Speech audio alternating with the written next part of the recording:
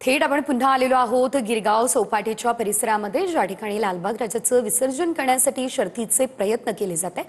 हा तराफा आपण पाहतोय अत्याधुनिक तंत्रज्ञानानं सज्ज असा हा तराफा या ठिकाणी बनवण्यात आला। मात्र सध्या जर आपण बघितलं तर भरती समुद्राला आलेली आहे आणि भरती असल्यानं लालबागच्या राजाला तराफ्यावर चढवण्यास काही अडचणींचा सामना करावा लागतो, काही तांत्रिक अडचणी येत आहे आणि त्यामुळे अद्यापही लालबागच्या राजाचं विसर्जन झालेलं नाहीये। भाविक सुद्धा राजाचं विसर्जन कधी होणार याची प्रतीक्षा सध्या करताना दिसते। काही हे जे भक्तगण आहेत, काही गणेश भक्त आहेत, कालपासून विसर्जन मिरवणुकीमध्ये सहभागी झाले होते। काल साधारणतः 1:30 वाजता लालबागच्या राजाची विसर्जन मिरवणूक सुरू झाली होती आणि तेव्हापासून या मिरवणुकीमध्ये आणि लालबागच्या राजाच्या सोबत विसर्जनासाठी निघालेले हे सर्व भक्तगण अद्यापही या ठिकाणी प्रतीक्षा करत आहेत। अत्याधुनिक तराफ्यावर चढवण्यास काही अडचणी येत आहे। सकाळी साधारणतः 8 वाजेपासून लालबागचा राजा हा गिरगाव चौपाटीवरच आहे। समुद्रामध्ये भरती आहे आणि असं असल्यानं अद्यापही राजाचं विसर्जन झालेलं नाहीये।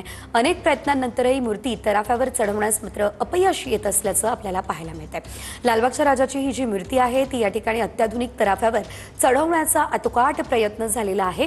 मात्र प्रयत्नांची पराकाष्ठा करून सुद्धा मूर्ती मात्र तराफ्यावर चढू शकलेली नाही आहे। एकंदरीत आपण जर बघितलं तर हायटाइड कमी झाल्यावरती प्रयत्न पुन्हा केले जातील। अधिकची अपडेट घेऊयात आमचे प्रतिनिधी विनायक डावलुंग यांच्याकडून। विनायक, आपण पाहतोय आता साधारणतः 2:30 वाजलेले आहेत, अद्यापही राजाचं विसर्जन झालेलं नाहीये। काय सध्याची परिस्थिती आहे? सेजल, बरोबर आहे। आपण जर पाहिलं तर लालबागच्या राजाचं विसर्जन जे आहे ते दरवर्षी 9-9:30च्या आसपास जे आहे ते होत असतं, परंतु आता मात्र यंदा हे विसर्जन जे आहे ते अजून झालेलं आपल्याला पाहायला मिळत नाही।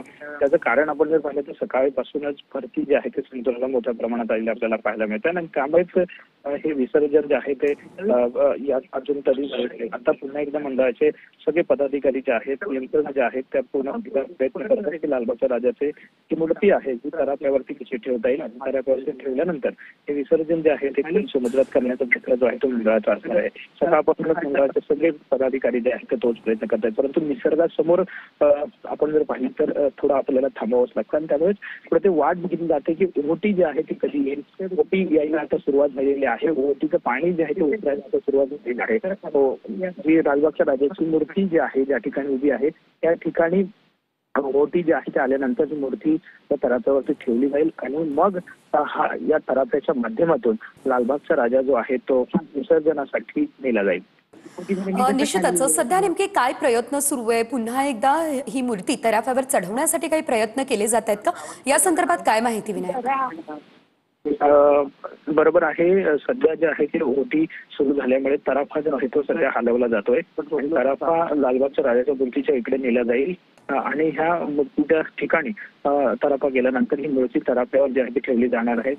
भव्य असा मोठा तराफा जो आहे तो लालबागच्या मंडळाने यंदा नव्यानं तयार केला होता, परंतु भरती जेवढी आली त्या भरतीमुळे हे सगळं योग्य नियोजन करणं जे आहे ते त्यांना सकाळी जमलं नव्हतं, पण आता पुन्हा एकदा सगळं नियोजन जे आहे ते मंडळाकडून केलं जातं आणि जास्तीत जास्त प्रयत्न जे आहे ते शर्थीचे केले जात आहेत आणि कुठेतरी ही मूर्ती खोल समुद्रात कशी नेता येईल यासाठी लालबागच्या राजाचं मंडळ जे आहे ते प्रयत्न करताना दिसून येतं। निश्चितच विनायक, आपण जर बघितलं तर काहीसं पाणी जे आहे ते कमी झालं असल्याचंही दिसतंय, कारण आपण काही वेळापूर्वी पाहिलं होतं तर अगदी कमरेपर्यंत राजाच्या पाणी होतं आणि आता हे पाणी काहीसं कमी झालेलं आपल्याला पाहायला मिळतं। त्यामुळे पुन्हा एकदा प्रयत्न केला जाऊ शकतो का? काय वाटतंय मंडळाचं नेमकं काय म्हणणं आहे?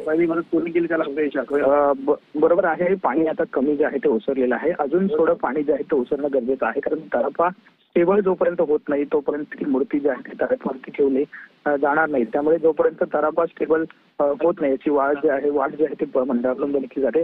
अजून काही कालावधी जो आहे तो मंडळाकडून जाऊ शकतो आणि त्यानंतर या तराफ्यावरती मूर्ती जी आहे ती ठेवली जाईल। मूर्ती तराफ्यावरती ठेवल्यानंतर ही मूर्ती जी आहे ती विसर्जनासाठी नेली जाईल। निश्चितच विनायक, आपण ही दृश्य पुन्हा एकदा बघूयात। आपण पाहतोय या ठिकाणी आता पाणी जे आहे ते काहीसं कमी झालं असल्याचं पाहायला मिळतंय, मात्र मंडळाचे सर्व सदस्य अद्यापही सकाळी साधारणतः 8 वाजेपासून या ठिकाणी उपस्थित आहेत आणि काही कोळी बांधव सुद्धा। मात्र कालपासून ही जी मिरवणूक सुरू झालेली होती ही मिरवणूक सकाळी 8 वाजता गिरगाव चौपाटी या परिसरामध्ये पोहोचली आणि त्यानंतर आपण जर बघितलं तर राजाचं विसर्जन करण्यासाठी प्रयत्न करण्यात आले, मात्र काही तांत्रिक अडचणी या ठिकाणी निर्माण झाल्या आणि मूर्ती तराफ्यावर चढू शकली नाही। पुन्हा एकदा आता तराफ्यावर मूर्ती चढवण्यासाठी प्रयत्न केले जाणार आहेत. मात्र पाणी आणखी काही कमी होईल का याची वाट बघितली जाते. ओहोटी ज्या वेळेस येईल त्या दरम्यान मूर्तीचं विसर्जन जे आहे ते केलं जाणार आहे. मात्र सध्या हायटाईड होती, पाणी काहीसं वाढलेलं आहे, भरती आलेली आहे, त्यामुळे मूर्ती तराफ्यावर चढवू शकलेली नाहीये.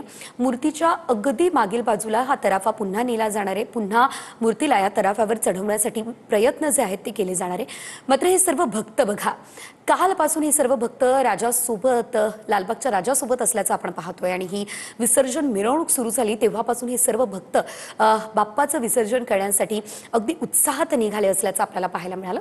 मात्र आता बाप्पाला निरोप अगदी भावपूर्ण वातावरणामध्ये दिला जाणार आहे आणि अगदी काही वेळ आणखी प्रयत्न केले जातील आणि आणखी काही वेळ प्रतीक्षा सुद्धा केली जाणार आहे. लालबागचा राजा आपण पाहतो या ठिकाणी आता गिरगाव चौपाटीवरती उभा असलेला हा लालबागचा राजा आपण या दृश्यांमध्ये पाहतोय.